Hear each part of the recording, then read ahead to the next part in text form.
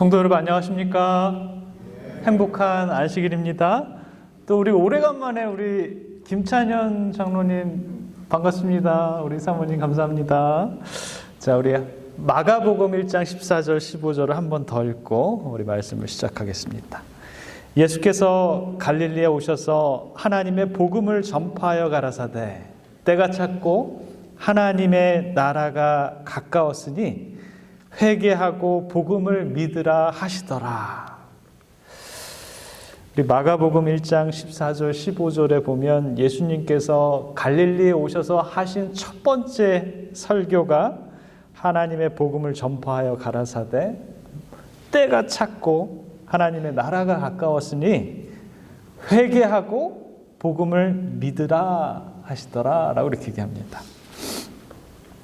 저는 2001년도에 미국의 미시간으로 처음 도착해서 앤드루스에서 3년을 공부하고 2004년부터 2025년까지 지금 21년째 목회를 하고 있는데요.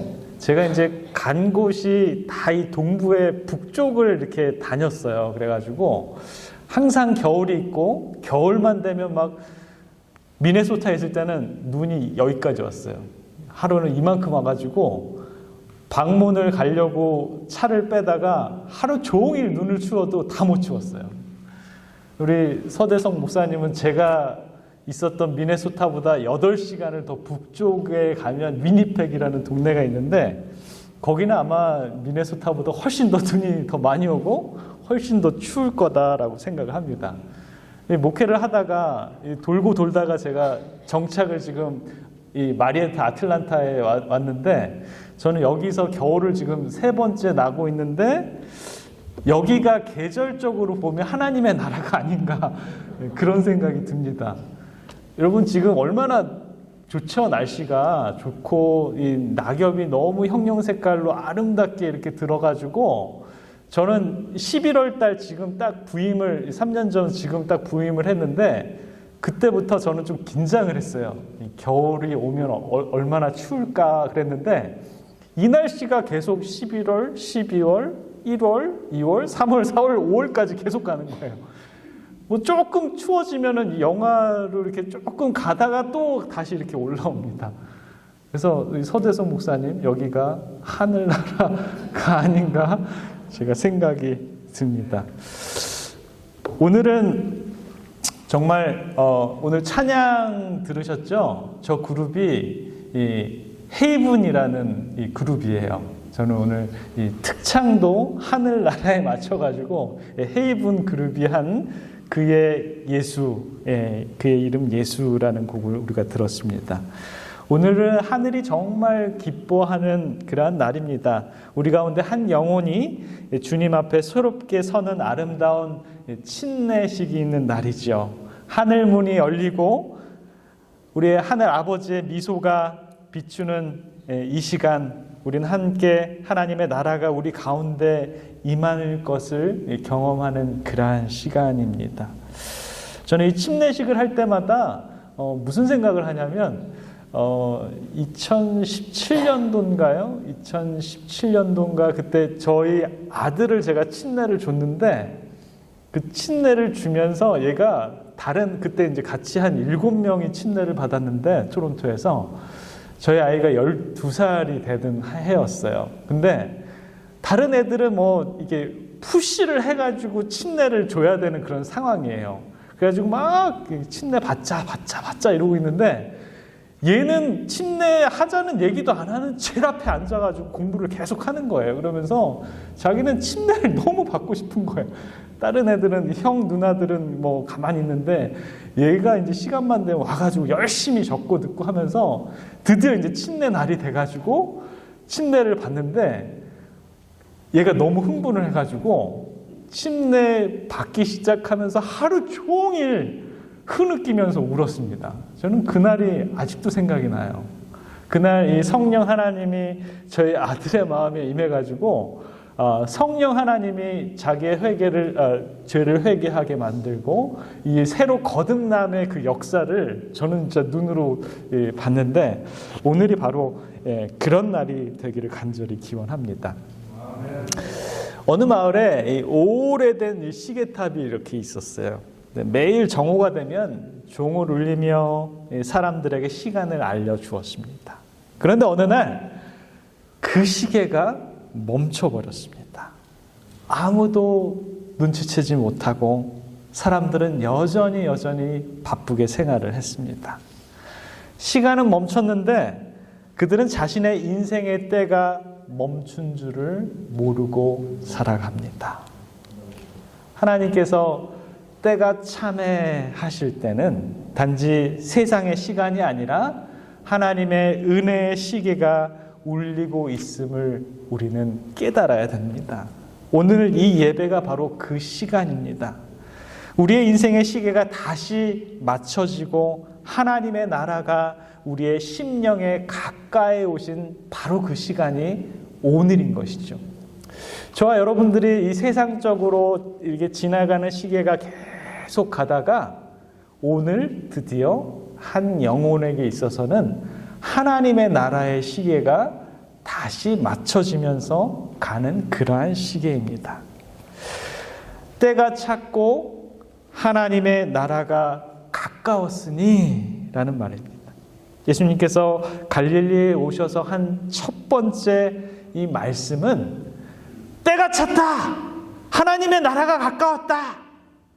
이건 꼭 명령처럼 들리십니까? 예수님이 하신 것은 명령이 아니라 우리들을 위한 초대였습니다. 때가 찼습니다. 하나님의 나라가 가까웠습니다. 여러분 들어오세요 하는 그런 초대 말씀입니다. 그리고 나서 예수님께서는 회개하고 복음을 믿으라 라고 이렇게 얘기합니다. 하나님의 나라가 멀리 있는 미래가 아니라 지금 우리 안에 우리 곁에 임하셨다라고 이렇게 얘기합니다. 하나님의 아들이신 분이 이 땅에 오셔서 하나님의 나라가 이 땅에 임한 겁니다. 시대소망 232페이지에는 이 장면을 이렇게 설명합니다. 하늘이 사람들에게로 내려온 것이었다. 맞습니까? 맞습니다. 하늘이 사람들에게 내려와서 때가 찼다. 하나님의 나라가 왔다. 회개하고 복음을 믿으라 라고 이렇게 얘기를 합니다.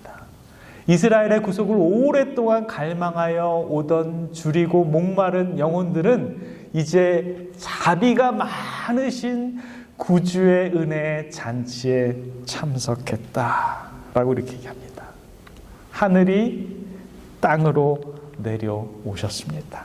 예수님은 하나님의 나라를 먼 하늘 영토가 아닌 사람의 마음에 임하는 통치로 가르쳤습니다. 예수님이 계신 곳에 하나님의 나라가 도래했다라는 것입니다. 세상은 지금도 각자의 왕국을 세우려고 분주합니다. 어떤 사람은 성공의 왕국을 만들려고 하고요. 어떤 사람은 물질의 왕국을 만들려고 합니다. 또 어떤 사람은 명예의 왕국을 누리기 위해서 자꾸만 어떻게 합니까? 높아지려고만 합니다. 그러나 그 모든 왕국들은 결국에는 어떻게 될 겁니까? 무너지고 말 겁니다. 오직 하나님의 왕국, 하나님의 나라만 영원할 겁니다.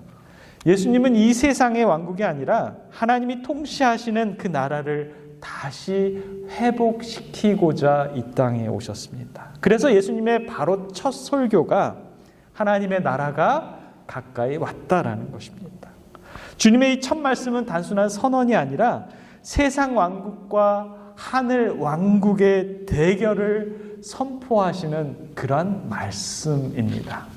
여러분들은 세상 왕국을 선택하시겠습니까? 하나님의 왕국을 선택하시겠습니까? 러시아의 문호인 이 톨스토이에게 한 귀족이 다가와서 물었습니다. 이렇게 물었어요. 선생님, 하나님의 나라는 도대체 어디 있습니까? 라고 이렇게 물었어요. 오늘 여러분들이 소그룹에서 아주 재밌는 일들을 많이 얘기를 하셨다 그래요. 어떤 분들 하나님의 나라가 온다 그래서 뭐를요? 막 음식들을 땅에다가 막 파묻었다 막 그런 분이 있는데, 제가 그 얘기를 들으니까, 제가 이제 노스캐롤라이나에 있을 때 거기서 목회를 할 때는 우리 많은 교우들이 어디에 관심이 많았냐면 예수님의 재림이 언제 오실 것인가, 그래서 예수님의 재림을 어떻게 준비하실 것인가, 그거를 안식일 오후만 되면 3시간, 4시간을 이렇게 앉아가지고 식사하면서 계속 대화를 합니다. 그래서 우리는 시골로 들어가서 땅을 사놓고 어떤 식물을 기르고 우리가 자급자족으로 해야 되니까 어떤 그 성능 좋은 그 배러리를 사가지고 이 전기가 없어도 어떻게 살 수 있는지, 물이 없으면 어떻게 해야 되는지, 그래서 이제 땅 속에 이제 우물을 파가지고 어떻게 살아야 되는지, 그리고 식량은 어떤 식량을 자급자족해야 되는지, 그러면서 결론적으로 제가 그 수많은 인포메이션을 들은 것 중에 아주 기가 막히게 기억나는 게 하나는 뭐냐면 밤을 심어야 된다는 거예요. 밤이 완전 식품이라서 몇 년을 밤만 먹어도 사람이 수명을 연장하는데 아무 문제가 없다는 그런 우리 노스캐롤라이나 교인들이 내린 결론입니다. 그래서 그 동네 가면은 뭐가 많아요? 밤나무가 그렇게 많습니다. 그래서 여러분들도 재림을 준비하시려면 밤나무가 많은 동네에 가서 이사를 가시면 좋지 않을까라고 하는데, 아마 이 톨스토이를 찾아온 어떤 한 귀족도 어디에 관심이 많았어요? 하나님의 나라에 굉장히 관심이 많았던 것 같습니다. 그래서 이 사람이 이렇게 얘기해요. 선생님, 하나님의 나라는 도대체 어디 있습니까? 우리가 죽은 뒤에 가는 천국입니까? 라고 이렇게 물었어요. 그랬더니 톨스토이가 잠시 웃으면서 이렇게 대답을 합니다. 아니요, 하나님의 나라는 이미 이 땅에 있습니다. 다만 사람들의 마음속에 아직 왕이 앉지 않았을 뿐입니다. 라고 이렇게 얘기를 했어요. 하나님의 나라는 벌써 이 땅에 임했고 우리 마음에 있는데 우리 마음속에 누가 아직 앉지 않았어요? 왕이 앉지 않았습니다. 말이 돼요? 말이 안 돼요? 정말 맞는 말이에요. 근데 이 귀족이 그 말을 듣더니 고개를 숙였습니다. 자신은 예배도 드리고 기도도 늘 드리고 있지만 마음의 왕자에 아직 누가 많이 앉아 있어요? 자기가 너무 많이 앉아 있는 것을 느끼고 실망해 있습니다. 여전히 자아가 앉아 있었던 것이죠. 톨스토이는 덧붙였습니다. 하나님의 나라란 하나님의 마음이 왕자에 오르실 때 시작됩니다. 누가 오르실 때 시작이 돼요? 우리의 마음에 하나님께서 앉으실 때 바로 하나님의 나라가 시작이 됩니다. 그 순간 그 사람의 세상이 바뀌게 됩니다. 그렇습니다. 하나님의 나라는 장소가 아니라 관계입니다. 하나님이 내 마음의 주인이 되실 때 그 순간 하나님의 나라가 우리에게 임하는 것입니다.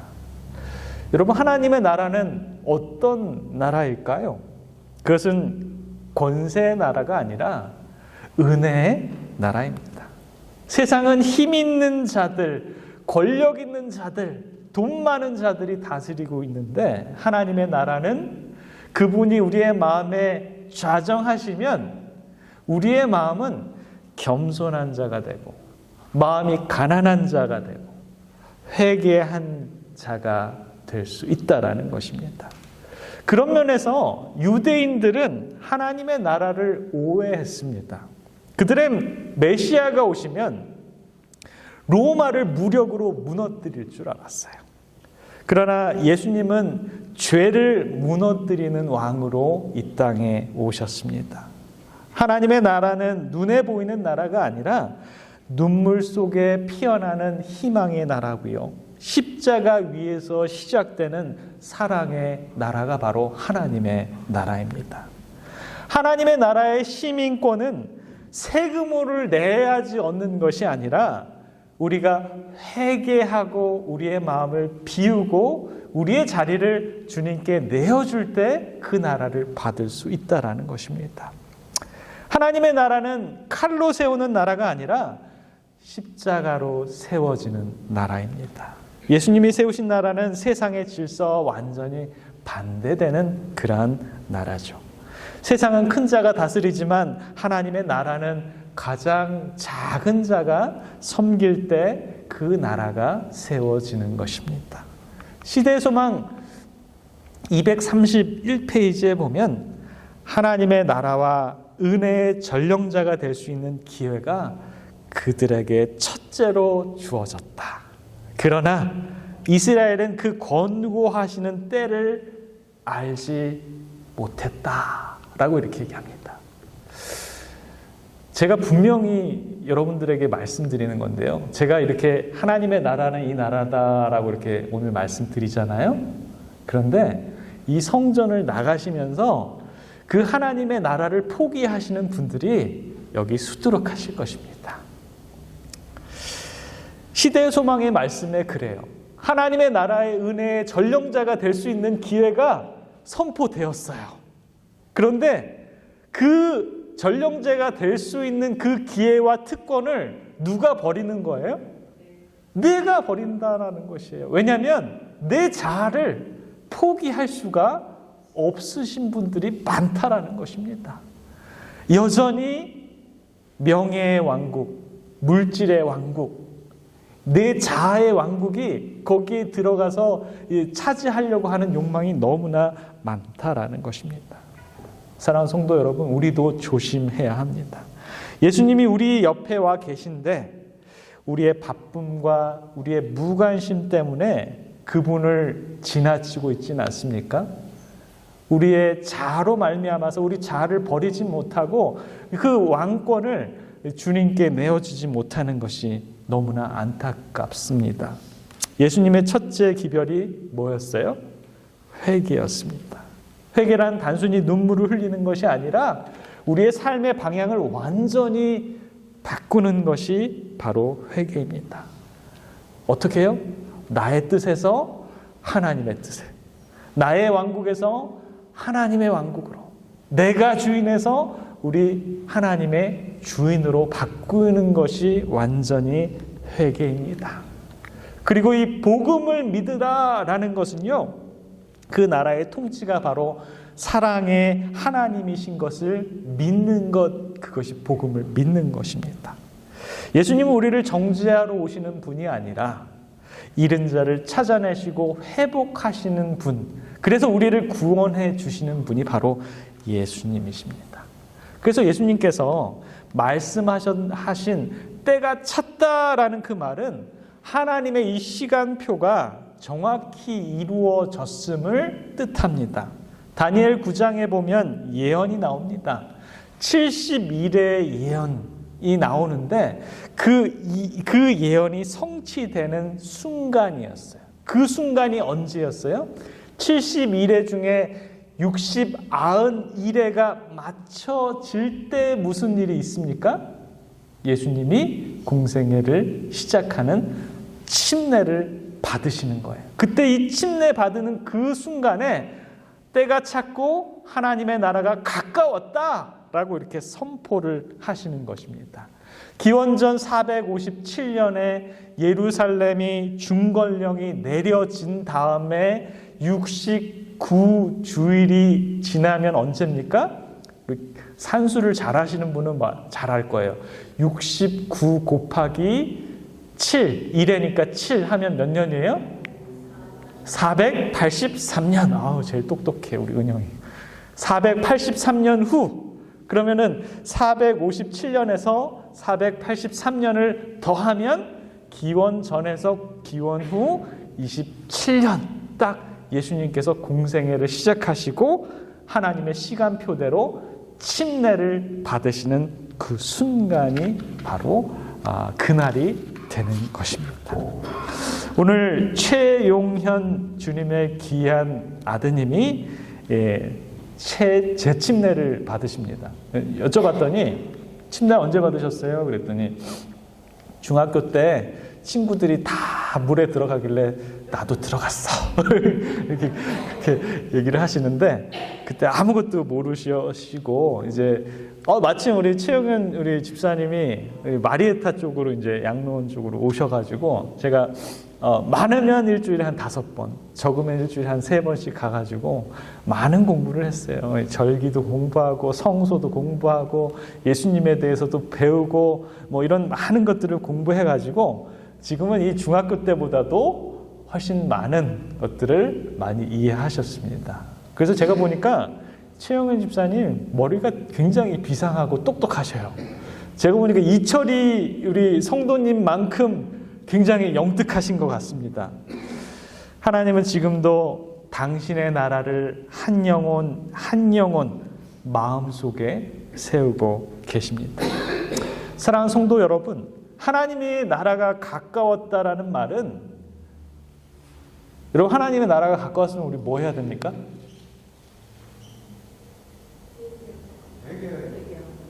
준비해야 됩니까? 준비는 지금까지 계속 해왔잖아요. 그렇죠? 준비는 계속 해왔어. 밤낮해 준비는. 근데 하나님의 나라가 가까웠다라는 건 이제 준비하라는 경고가 아니라 이제는 뭐 해야 되는 거예요? 문을 열고 들어가야 됩니다. 지금 문 열고 들어오라는 그런 초대입니다. 오늘날 많은 이들이 이런 얘기를 합니다. 세상이 너무 각박해졌습니다. 악해졌습니다. 말세가 가까우는 것 같습니다. 그러나 예수님은 끝이 가까웠다라고 얘기하지 않으시고 하나님의 나라가 가까웠다라고 이렇게 말씀하십니다. 세상은 무너져가지만 하나님의 나라는 다가오고 있습니다. 그 나라는 두려움의 나라가 아니라 회복의 나라, 심판의 나라가 아니라 구원의 나라입니다.